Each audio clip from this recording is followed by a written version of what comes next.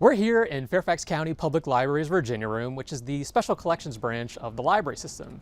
It's located on the second floor of the City of Fairfax Regional Library. We focus chiefly on collecting local history and genealogical materials.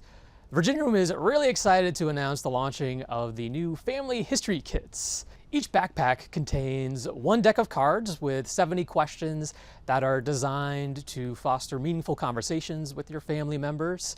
There's also a handy guide that'll guide you through step-by-step on how to conduct these interviews. Also in the guide are an additional 140 traditional questions that you can ask your family members. And there's also genealogical charts and family trees that you can fill out along the way. There is also, lastly, a digital voice recorder. It's easy to use, and you could, after the recording is done, you could plug it into the computer and save the recording. The genealogy kits started out this summer with 3 kits to try and beta test to see if the public liked them, how they used them, if they wanted more. And it was successful, so we are now expanding this fall to 8 full kits. They will be floating from library to library. 6 of them are English kits, and then there is also 1 bilingual Korean kit and 1 bilingual Spanish kit. You can check them out just like a book.